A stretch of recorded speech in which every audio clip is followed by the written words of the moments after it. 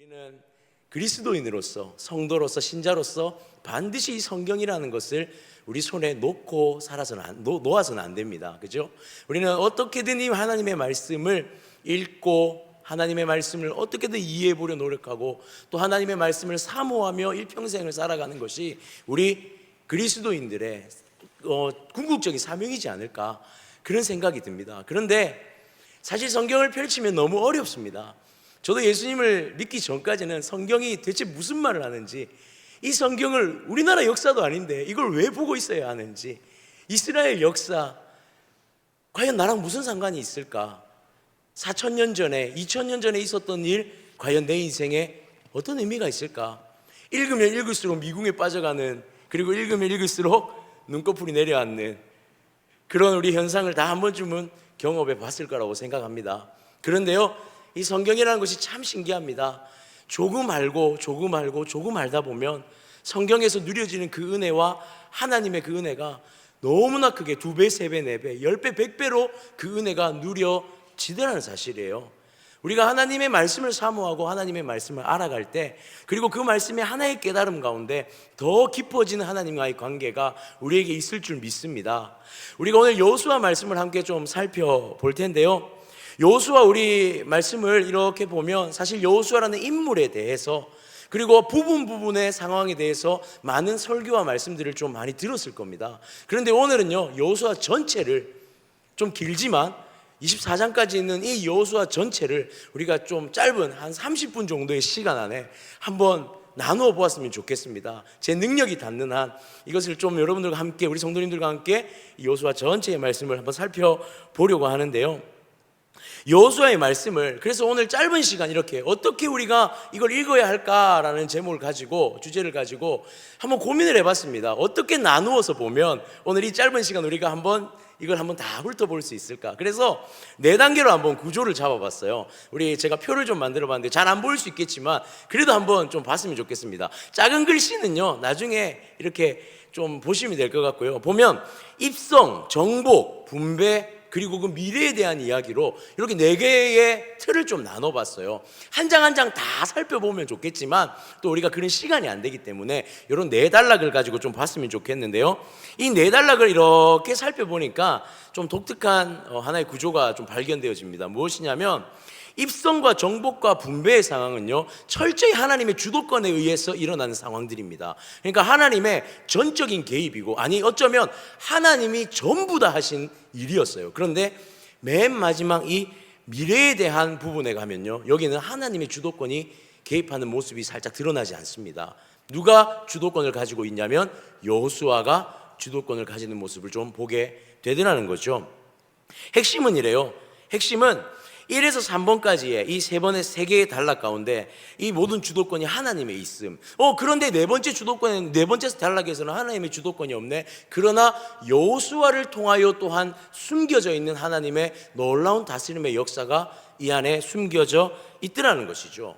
그리고 또 이것을 통해 볼 때에 하나님의 나라의 관점에서 그 구조를 좀 살펴보게 되면 우리 이런 이야기 많이 들어봤을 겁니다. 하나님의 나라, 이미 도래한 하나님의 나라, 그리고 아직 오지 않은 하나님의 나라, 우리 이 개념을 많이 들어보셨을 거예요. 그죠?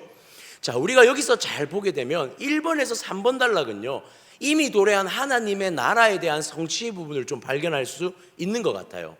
그런데 이 미래적인 요소에는 뭐가 있냐면, 정착되어진 이스라엘 백성들이 아직 도래하지 않은 하나님의 나라를 어떻게 살아가야 하는지에 대해서 또한 드러내고도 있더라는 사실입니다. 이러한 관점을, 이러한 구조를 우리 머릿속에 조금 이렇게 정리를 한 상태에서 우리가 이 4개의 단락을 기준으로 모든 장절을 다 다룰 수는 없지만 핵심적인 그 키들, 열쇠들만 제가 조금 정리를 해보았거든요. 그래서 이 부분들을 우리가 함께 살펴보았으면 좋겠습니다. 자, 첫 번째는요, 입성입니다. 요단을 건너라 입니다. 요단을 건너라. 자, 그 요단을 건너라의 첫 번째 열쇠가 무엇이냐면 바로 여호수아에 대한 하나님의 호칭인데요, 바로 이 입성의 단락에서 가장 중요한 핵심 단어가 무엇이냐면 정체성이다라고 저는 그렇게 좀 정리를 해보았습니다. 자, 첫 번째 열쇠에 보면 여호수아에 대한 하나님의 호칭이 1장 1절에서 드러나는데요, 1장 1절 한번 보시겠습니까? 여호와의 종 모세가 죽은 후에 이렇게 말하면서 여호와의 종 모세를 여호와의 종이라고 지칭합니다. 그런데 여호수아는 어떻게 지칭하죠? 모세의 수종자 눈의 아들 여호수아입니다. 여러분, 하나님이 분명히 지도자로 세웠습니다. 그런데 아직 여호수아에게는 어떤 호칭이 따라오지 않습니까? 여호와의 종이라는 호칭이 따라오지 않습니다. 이 호칭은요, 사명과 조금 관련이 있는 것 같습니다. 모세는요, 하나님 앞에 모든 사명을 다 마친 사람이었어요. 그래서 하나님은 그 모세를 칭함에 있어서 여호와의 종이다라는 그 정체성의 호칭을 부여하고 있습니다. 그런데 여호수아에게는요, 모세의 수종자라는 호칭으로 오늘 이 말씀을 시작하고 있더라는 거예요. 그러면 과연 여호수아는요, 이 모세의 수종자로서 끝나게 되는가? 그렇지 않습니다. 24장에 가서 보면요, 24장에 이 여호수아가 죽을 때에, 마지막 죽을 때에 여호수아를 하나님이 뭐라고 칭하시냐면 여호와의 종 여호수아라고 하나님이 칭하고 계시다는 사실이에요. 그러니까 이 단락 안에서 볼 수 있는 이 정체성, 그러니까 1장 1절을 시작하면서 하나님이 무엇을 딱 드러내고 시작하시냐면 한 사람의 정체성에 대해서 드러내면서 그 한 사람의 정체성에 대한 부분을 민족 공동체의 정체성으로 확대시켜 나아가는 것을 우리가 이렇게 좀 유심히 바라보면 보여지더라는 것이죠. 두 번째 열쇠가 무엇이냐면요, 요단을 건너라라는 명령과 함께 한 가지 율법을 묵상하고 지켜 행하라라는 이 두 개를 조금 연결시켜서 한번 정리를 해보았습니다. 이게 어떤 의미냐면요, 한번 보시면 내 종 모세가 죽었으니 이제 너는 이 모든 백성과 더불어 일어나 요단을 건너라, 그렇게 말하고 있어요. 그 땅으로 가라라고 말하고 있습니다. 자, 요단을 건넌다는 의미가 무엇일까요? 전쟁의 선포죠. 가나안 땅에 입성을 하게 되면 만나게 될 그 여리고 성과의 그 만남으로부터 시작될 전쟁의 선포입니다. 그런데 전쟁해야 될 이스라엘 백성 앞에 그 다음에 하나님의 명령이 무엇이냐면 바로 율법을 묵상하고 지켜라입니다. 그 다음 말씀을 한번 보면요, 오직 강하고 극히 담대하여 나의 종 모세가 내게 명령한 율법을 다 행하고 좌로나 우로나 치우치지 말라고 말하죠. 8절에서도 율법책을 내 입에서 떠나게 하지 말고 주의하러 그것을 묵상하라, 그렇게 말하고 있습니다. 여러분, 우리는 일반적으로 전쟁을 치를 때 무엇을 해야 됩니까? 작전을 짜야죠. 전쟁에 대한 대비를 해야 됩니다. 성을 어떻게 공략할지, 성을 기어 올라가서 공략을 할지, 땅을 파서 공략을 할지, 어떻게 이 성을 공략할지 작전을 짜야 하는데, 하나님의 작전은 무엇이냐면 율법을 지켜 행하라가 하나님의 작전입니다. 이건요, 사실 전쟁을 치르는 이스라엘 백성에게 있어서 그렇게 합리적인 상황은 아닌 것 같습니다. 그런데요, 우리는 이것을 어떤 관점에서 이 말씀을 보아야 하냐면, 이 상황을 보아야 하냐면, 사실 이 여리고성, 이 가나안 입성은 이미 하나님께서 주신 승리의 땅이라는 관점에서 볼 때에 이 말씀이 바로 온전히 이해가 되어지더라는 것입니다. 제가 말씀을 적진 않았는데요, 4절의 말씀에 보면 3절의 말씀에, 오늘 읽은 말씀에 보면 모두 내가 너희에게 이미 주었다라고 말씀하고 있어요. 그렇지 않습니까?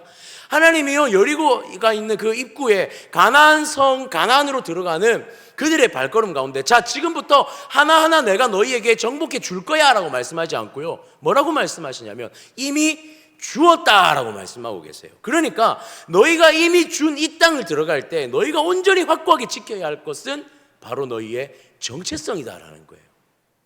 단순히 너희의 손에 이 땅을 쥐어주는 것이 아니라 너희가 누구인지를 알고 너희가 이 땅에서 어떻게 살아가야 할 존재인지에 대한 그 정체성을 알 때에 비로소 너희가 이 땅에 온전한 하나님의 백성으로 살 수 있다라는 그 관점에서 오늘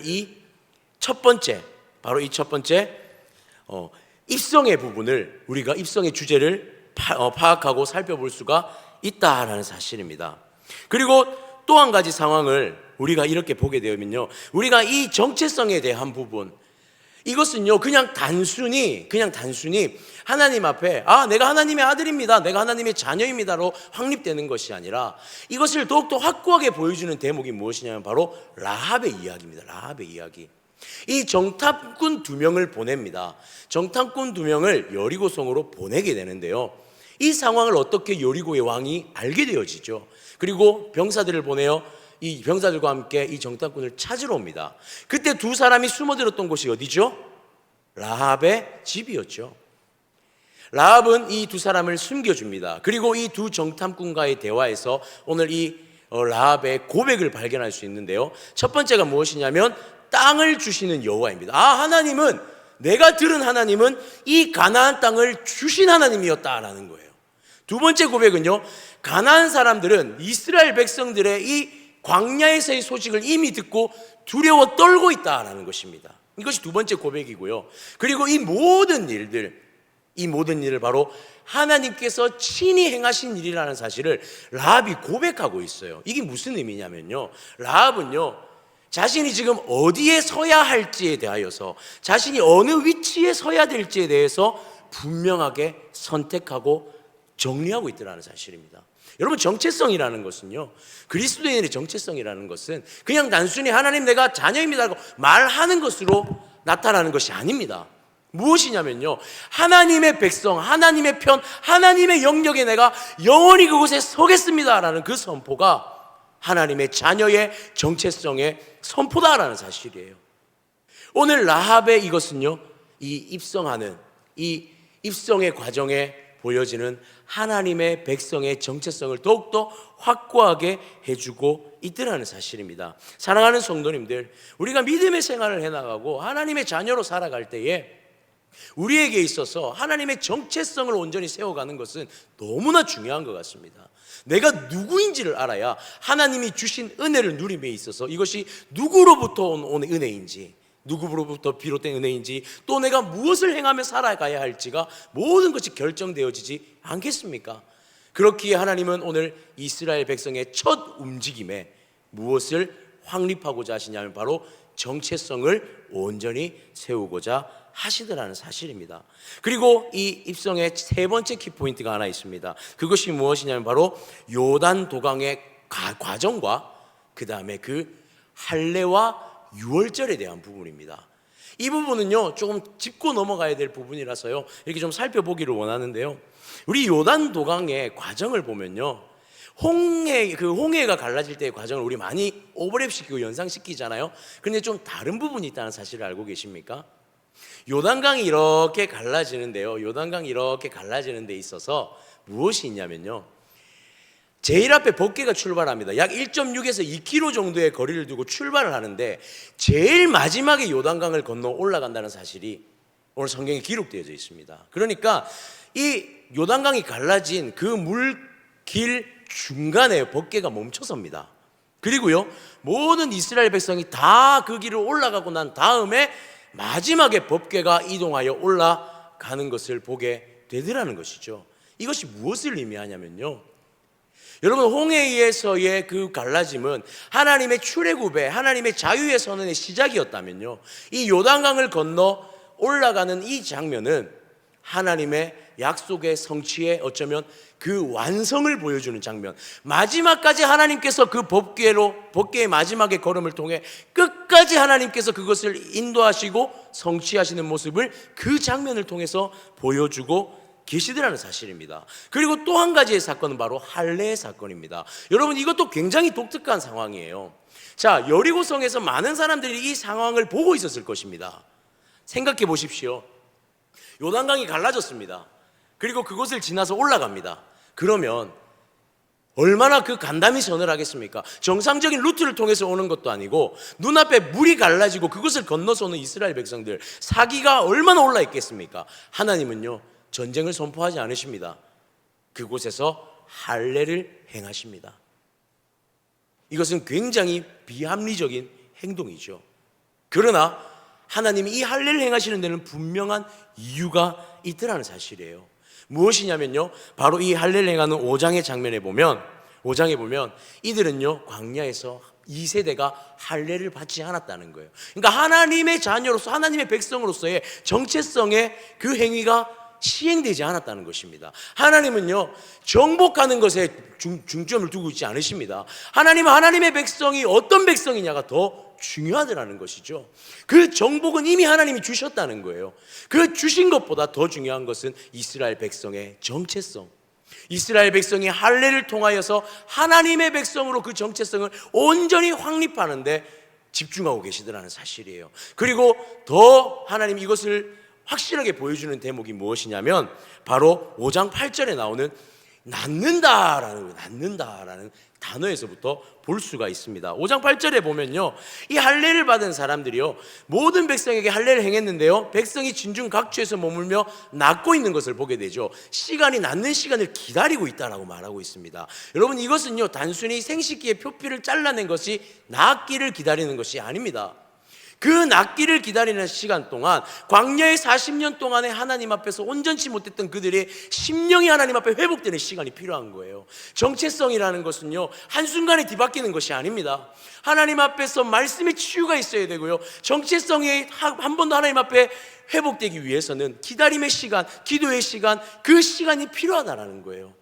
할례의 시간을 통해서 그들이 내가 살아왔던 지금 이 40년의 시간, 2세대로 살아왔던 그 시간이 나의 죄된 시간이었다는 것을 그들이 깨달음을 통해서, 이 낫기를 기다리는 시간을 통해 하나님의 자녀로서 온전히 하나님 앞에 회복되는 그 시간이 바로 할례의 시간으로 주어지고 있더라는 사실입니다. 그리고 할례 이후에 그곳에서 첫 유월절을 보냅니다. 이스라엘 백성이 가나안 땅에 발을 내디딘 첫 그 자리에서 유월절을 보내며 처음 하나님께서 출애굽에 인도해 내셨던 그때를 기억하고, 나아가 지금 다시 가나안 땅에 입성하게 하신 하나님의 은혜를 얼마나 깊이 그곳에서 체험하고 경험했겠습니까? 사랑하는 성도님들, 이 첫 번째 단락, 입성의 단락은요 단순히 그냥 정복 전쟁을 위한 걸음이 아니라 하나님이 이스라엘 백성의 정체성을 회복시키고 하나님 나라의 그 첫 걸음에 하나님 나라 백성의 회복을 이루어 나가시는 장면인 줄 믿으시기를 바랍니다. 그리고 이 하나님의 정체성의 회복이 우리 모든 성도님들의 삶 가운데 날마다 새롭게 거듭나지는 그런 우리의 삶으로 살아내어지기를 주님의 이름으로 축복합니다. 두 번째 단계는요 정복입니다. 두 번째 단계는 정복인데요, 이것을 땅을 취하라 이렇게 한번 정리를 해보았습니다. 이 정복, 땅을 취하라의 첫 번째 열쇠가 무엇이냐면요 여리고 정복 이야기입니다. 여러분, 사실 아이성 전투도 있고 기브온 전투도 있고 그 외에 계속해서 정복 전쟁이 일어나는데요, 우리가 가장 집중해서 보아야 할 게 무엇이냐면 첫 번째가 바로 여리고 전투입니다. 왜냐하면요 이 여리고 전투가 가나안 정복 전쟁의 모델이에요. 모델. 가장 완전한 전쟁이고요, 가장 완벽한 승리를 보여준 것이 여리고 전쟁이었다라는 사실입니다. 이 6장 3절에서 5절의 말씀을 보면 이렇게 기록합니다. 어떻게 이 전쟁이 이루어지는지를 보여주는데요, 매일 한 번씩 엿새 동안 성벽을 돕니다. 우리 다 잘 아시잖아요, 그죠? 그 다음에 일곱째 제사장 7이요 양강나팔을 불면서 따라가는데 말을 하지 않고 쭉 조용히 돌고 퇴장합니다. 그렇게 엿새를 돌고요, 마지막 7째 날에 어떻게 하죠? 7바퀴를 돌죠. 그리고 마지막으로 마지막 바퀴를 돌 때 양강나팔을 크게 불면서 함성을 지릅니다. 여리고성은 무너지고 무혈입성하는 하나님의 역사를 맛보게 되어지죠. 그런데요 이 도는 장면을 제가 컴퓨터 실력이 잘 없어서요 이렇게밖에 정리를 잘 못했습니다. 이렇게밖에 제가 실력이 좀 부족해서 제일 처음에 근방에 군사들이 섭니다. 그 다음에요 7나팔을 든 7제사장이 서고요, 그 뒤를 법궤가 따라가고요, 후방에 군사들이 따라갑니다. 그런데 이 장면이요 전쟁하는 장면이 아닙니다. 여러분 상상해 보십시오. 전쟁은 공격 태세를 취하거나 뭔가 이런 대형이 나와야 되는데 이거는요 행렬이에요. 그냥 소위 말하는 지금 군대에서 의장대입니다. 의장대. 여러분, 이것이 전쟁의 방법으로 채택돼서 하나님은 그 방법을 채택해서 사용하고 계세요. 여러분, 이것은요 전쟁이 아닙니다. 사실은 우리가 여리고 전투를요 전투라고 부르지만 사실 이것은 전투가 아니라 하나님의 임재에 대한 찬양과 하나님의 임재에 대한 예배의 모습과도 같은 부분이라고 그렇게 볼 수가 있는 거예요. 단순히 전쟁을 하는 것이 아닙니다. 이미 주신 이 땅 여리고에 대해 그들은 그 땅을 돌면서 하나님의 임재를 선포하고 일곱째 날에 양강나팔을 불고 함성을 지를 때에 하나님의 임재 앞에 그들이 기뻐하고 지르는 그 함성에 사단 권세가 무너지는 역사가 그 눈앞에 펼쳐졌다는 사실이에요. 사랑하는 성도님들, 여리고 성의 전투는요 우리 그리스도인들이 이 땅을 살아가면서 하나님 나라의 백성으로 살아가며 싸워야 할 완전한 전투의 모습인 줄 믿으시기를 바랍니다. 이 축하의 행렬, 이 행렬을 통하여서 하나님은 승리를 맛보게 하셨습니다. 그리고요, 이 여리고 전투가요, 왜 가나안 전투의 모델이 되어졌는지를 보여주는데요. 여호수아 9장 3절에서 기브온 주민들에 대한 이야기에서 여리고와 아이의 행한 일이 그들에게 들려지며 모델로서 들려집니다. 10장 1절에도요 여리고와 그 왕의 행한 것을 보여주고요, 10장 28절에도요 그렇고요, 10장 30절에도 그렇습니다. 이렇게 하나님이 여리고 성에서 일어난 사건을요 그들 가운데 들리게 하시는 거예요. 그러니까 그들은 이 소식을 듣습니다. 하나님이 이렇게 싸우시는 분이시구나, 하나님은 이렇게 전쟁하시는 분이시구나, 하나님께 속한 자는 전쟁의 승리가 확정되어 있구나라는 걸 그들은 이미 들었다는 사실이에요. 사랑하는 성도님들, 여리고성의 전투, 이 여리고성의 전투가 우리의 영적 전투의 모델이 되어지기를 주님의 이름으로 축복합니다.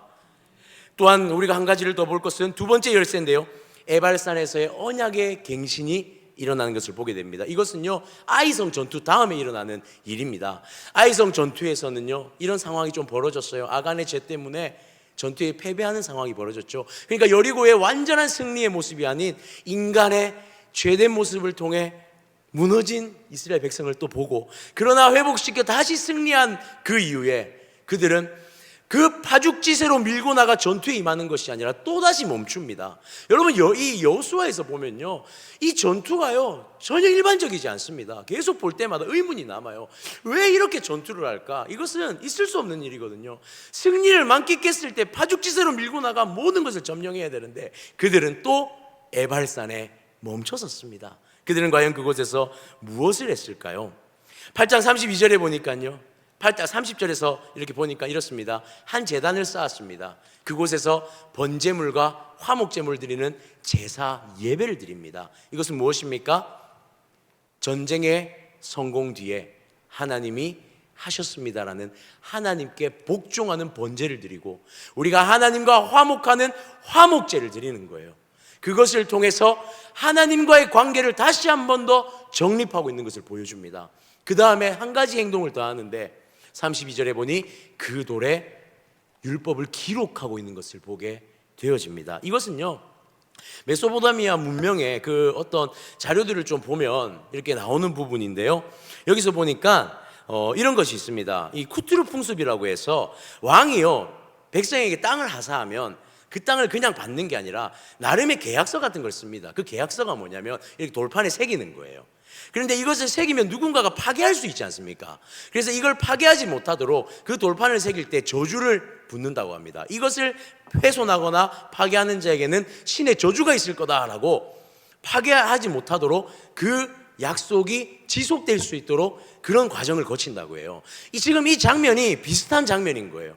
하나님과 이스라엘 백성 가운데 어떤 것이 체결되고 있냐면 하나님이 이 땅을 너희에게 주겠노라 라고 했던 그것에 하나님이 주겠다는 것을 그곳에 돌판에 새기고 있는 것입니다. 그리고 그들이 이 에발산, 세겜 근처에 있는 이 에발산, 저주의 산이죠. 사실은 그 옆에 있는 그리심산은 뭐죠? 축복의 산이죠. 그곳에서 축복과 저주를 함께 논하면서 그곳에서 하나님의 약속, 언약이 갱신되어지는 그러한 상황을 우리가 보게 되더라는 사실이에요. 그러니까 한마디로 오늘 이곳이 하나님이 주신 땅, 오늘 이 여리고성 전투와 이어서 모든 전쟁과 이 정복의 시간들이, 모든 과정이 다 하나님의 손안에 하나님이 우리에게 주신 것이라는 것을 그곳에서 약속으로 새기고 있더라라는 것입니다.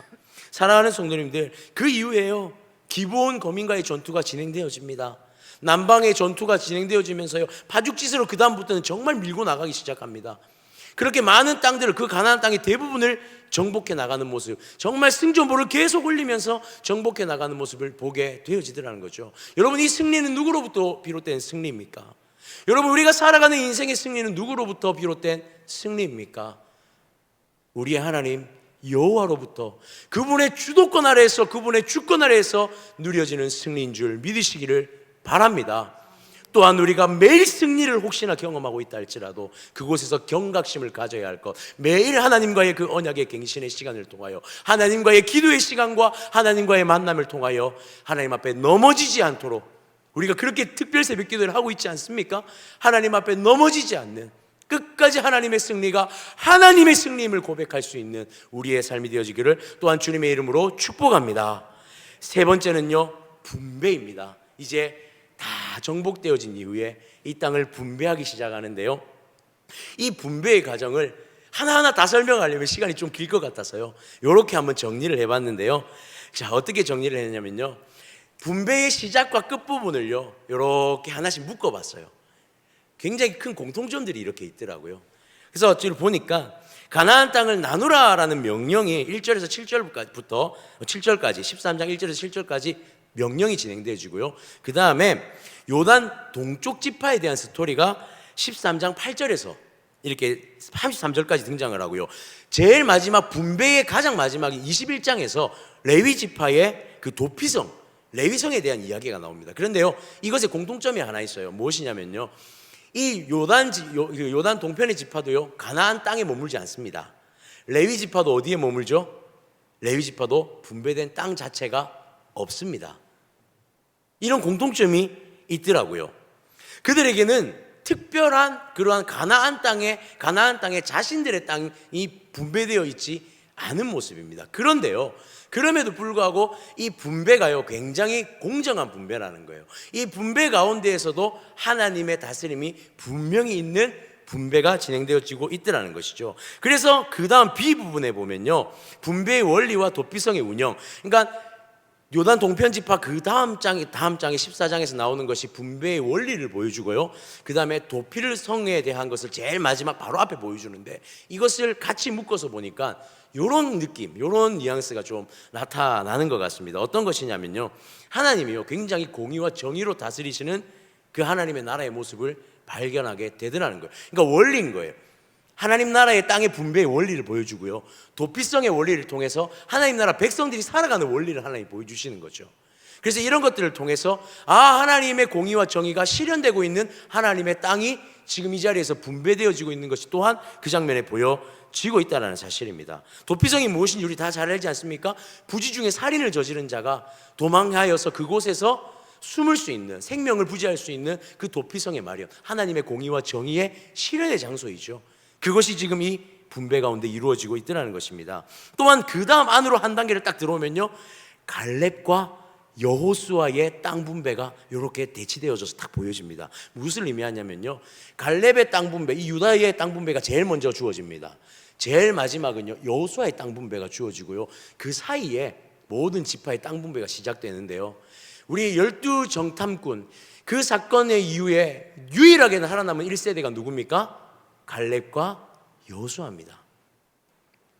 모든 이 땅의 분배 가운데 어떤 은혜를 보여주냐면, 하나님 앞에 신실한 그 두 사람을 딱 놓고요, 그 가운데 모든 지파의 분배를 보여주면서 신실한 하나님의 사람을 통해 이루어 가시는 하나님의 역사를 또한 우리가 이런 구조 속에서 좀 발견할 수 있게 되는 것 같습니다. 참 저도 보면서 신기하더라고요. 자료를 이렇게 보고 찾아보면서 이렇게 보는 것도 참 재밌게 볼 수 있는 부분이구나. 그래서 우리가 여호수아 읽을 때에 이 부분 가면 솔직히 재미없거든요. 그냥 딴 분배예요 계속. 그런데 이 부분을 이런 관점으로 한번 눈여겨서 딱 보게 되면 하나님이 이렇게 이루어 가시는 역사가 1세대들을 그 신실함을 통해 이루어 가시는구나 라는 걸 또 발견할 수 있지 않을까, 그런 생각이 좀 듭니다. 자, 그렇게 갈렙의 기업과 여호수아의 기업, 1세대들의 신실함을 통해 기업이 되어지고 있는 그 은혜를 또한 우리가 발견하게 되고요, 그 다음에 무엇이냐면 딱 한 단계 안으로 딱 들어오면요, 유다와 요셉 그리고 나머지 7지파의 기업이 그 안에서 이렇게 분배되어져 가고 있는 것을 보게 됩니다. 그리고 마지막으로 가운데로 딱 가면요, 뭐가 있냐면 실로의 회막, 그리고 그것이 사실상 어찌 보면 이제 그곳에서 진행되어지는 전체 분배의 중심에 서 있는 걸 보게 되죠. 여러분, 이 분배가요 사람의 힘으로 분배하고 있는 것이 아닙니다. 하나님의 나라는 철저히 하나님의 손에 의해서 공의와 정의로 다스려지는 나라인 줄 믿습니다. 하나님 땅 분배 하나하나를 명령하실 때에도 물론 요단 동편에 있던 자들이 우리는 거기 가지 않겠다, 전쟁하지 않겠다, 이런 모습들이 분명히 그 안에 드러나지만, 그럼에도 불구하고 하나님은 그들에게 약속하신 땅을 가장 공평하게 그들의 상황과 그리고 보면은 인구수에 맞추어서 하나님 이렇게 분배해 주시는 걸 보게 되더라는 사실입니다. 사랑하는 성도님들, 이것을 통해서 우리가 볼 수 있는 것은 바로 하나님의 공의와 정의의 다스림, 하나님은 그저 땅을 허락하시는 분, 그냥 너희가 이 땅에 살아라 라고 주시는 분이 아니라 그 땅을 내가 너희와 함께, 내가 너희를 다스리며 함께 살겠다라는 하나님의 은혜가 이 여호수아의 말씀에 숨겨져 있더라는 사실이죠. 두 번째 열쇠는요, 땅 분배의 결론 부분입니다. 21장의 부분인데요, 좀 이렇게 정리를 해봤습니다. 43절과 44절에 보니까 하나님께서요, 이스라엘에게 다 주셨대요. 이제 다 주셨다라고 기록합니다. 그것을 차지하여 거기에 거주, 이제 다 주신 거예요. 완전히 정복이 거의 다 끝난 상태입니다. 그리고 안식을 주셨다라고 말씀하시고요, 맹세하신 대로 하셨다라고 또한 말씀하시고, 그들과 맞설 자가 없다, 모든 원수들 그의 손에 넘겨주었다. 이거 하나님의 약속이었잖아요. 가나안 땅으로 인도하여서 그 땅을 내가 너희에게 주겠노라 하신 하나님의 약속이 성취되어진 21장의 말씀이라는 사실입니다. 그렇습니다. 하나님의 약속은요, 성취되는 약속인 줄 믿으시기를 바랍니다. 그 과정에 우리의 연약함이 분명히 있습니다. 그 과정에요, 우리는 아이성처럼 넘어지기도 하고요, 여러 상황에서 우리는 넘어집니다. 그럼에도 불구하고 하나님은 뭐 하시는 분이시죠? 하나님의 나라를 완성하시고 성취하시는 분이십니다. 그곳에서 우리를 머물게 하시는 분이 우리 하나님이신 줄 믿습니다.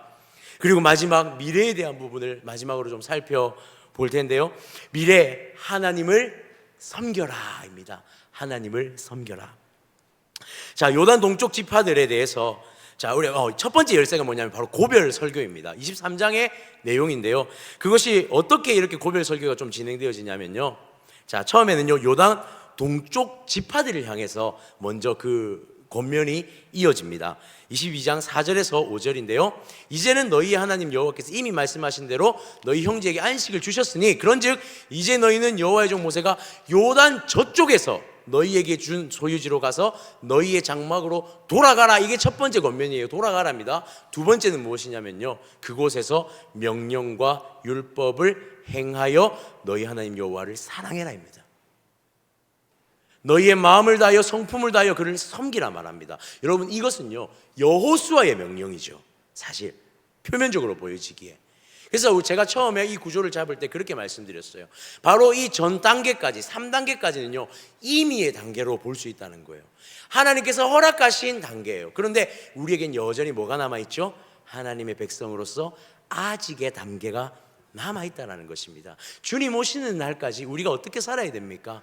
주님이 주신 그 땅에서, 주님의 장막에서 하나님의 율법과 규례를 지키고 섬김으로 살아갈 것을 명령하더라는 것이죠. 또한 그 다음에 누구에게 명령하냐면 이스라엘 장로들과 수령들과 관리들을 향해서 23장 2절과 7절과 11절에 또한 한 가지를 권면하고 있는데요, 이 내용도 다름이 없습니다. 동일한 내용입니다. 하나님 안에서 그들이 어떻게 해요? 장로들과 수령들과 재판장들과 관리들에게 너희의 하나님 여호와를 사랑하라 라고 권면하고 있습니다. 이것은요, 신명기의 말씀과 다시 한 번 더 그것을 떠올리게 되는 것이죠. 주 너의 하나님을 사랑하라, 그 첫째 되는 계명과 내 이웃을 내 몸과 같이 사랑하라는 그 하나님의 계명을 떠올리게 되는 그 마지막 이 여호수아의 권면을 통해 우리가 그것을 다시 기억하게 되더라는 사실입니다. 사랑하는 성도님들, 그렇습니다. 우리가 이 땅을 하나님의 백성의 정체성을 회복하고 하나님의 땅에서 하나님의 자녀로 살아갈 때에 우리가 끝까지 붙들고 나아가야 할 것이 무엇입니까? 하나님을 사랑하고 하나님을 섬기는 것. 이것이 바로 여호수아에서의 마지막을 통해서 볼 수 있는 하나님의 메시지다라는 사실이에요. 그리고 한 가지에 더 마지막 24장의 그 열쇠를 보게 되면요, 세겜에서의 언약갱신이 마지막으로 드러납니다. 마지막 모든 이스라엘입니다. 자, 이스라엘 모든 지파를 세겜에 모으고 이스라엘 장로들과 수령들과 재판장들과 관리들을 불러서 그곳에서 그를 섬기라 명령하시죠. 이것은 이스라엘 모든 지파의 미래에 대한 문제입니다. 나아가서요, 이스라엘 모든 지파를 넘어 이 땅을 살아가는 하나님의 모든 백성들에게 감당되어져야 할 사명이더라는 사실입니다. 요즘에 우리가 야곱 이야기를 새벽에 듣지 않습니까? 특별히 오늘 또 세겜, 제가 이 장면 보면서요, 참 세겜 그 아침에 이 언약의 장소들, 하나님의 약속의 장소들을, 야, 하나님 세겜이라는 장소를 또 여기서 이렇게 드러내시는구나.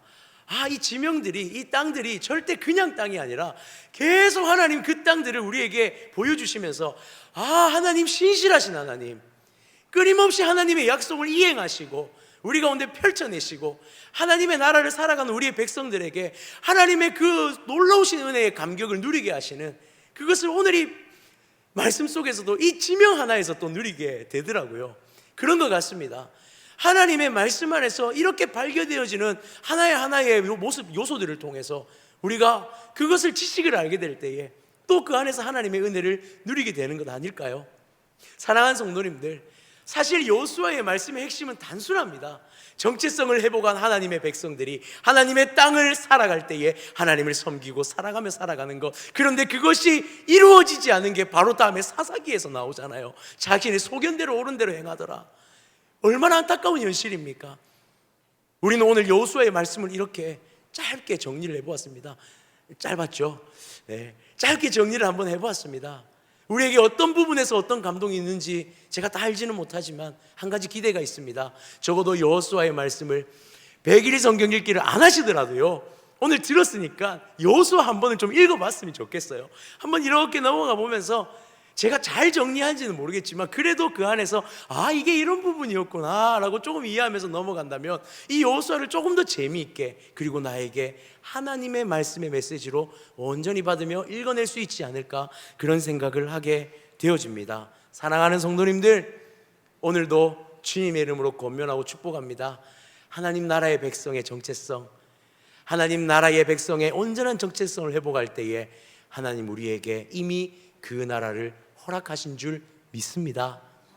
그저 그 땅을 살아가며 하나님 사랑하고 하나님 섬기며 일평생 주님의 백성으로 살아가기를 결단하고, 무엇보다 여호수아의 고별 설교처럼 우리의 자녀들에게도 너희가 그렇게 살기를 소망하고 축복함으로 나아가는 우리가 되어지기를 주님의 이름으로 축복합니다.